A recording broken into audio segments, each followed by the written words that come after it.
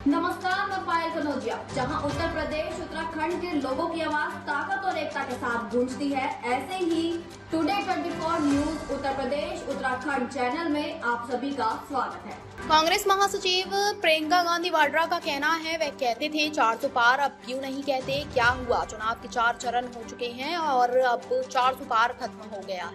वे ऐसा क्यों कहते हैं? अभी मत कहो। वह यह भी कहती हैं, राहुल, मैंने और सभी ने कहा कि अगर ऐसी स्थिति आती है तो इंडिया अलायंस इस पीएम चेहरे का फैसला करेगा। हम शुरू से कह रहे हैं कि जनता ये चुनाव लड़ेगी। जनता के मुद्दे उनके मुद्दे हैं, महंगाई, बेरोजगारी, खेती आधारित मुद्दे, मजदूरों के मुद्दे, मध्यम वर्ग के मुद्दे। पीएम और अन्य बीजेपी नेताओं को इन मुद्दों पर बात करनी चाहिए। अरे उन्होंने कहा था 400 पार, अब क्यों नहीं कहते? क्या हो गया? 4 चरण हो गए, अब 400 पार खत्म।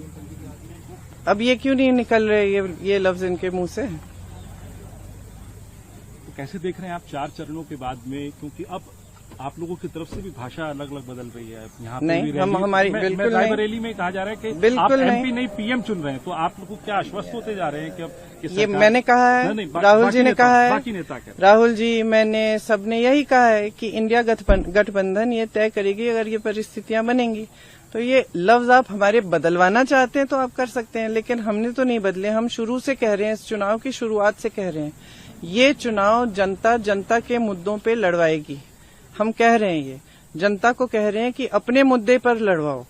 आपके मुद्दे हैं महंगाई, बेरोजगारी, खेती में जो समस्याएं आ रही हैं, मजदूरों की जो समस्याएं हैं, जो मिडिल क्लास की जो समस्याएं, ये समस्याएं हैं, इनके बारे में बात करें प्रधानमंत्री और पूरे जितने भी भाजपा के नेता हैं।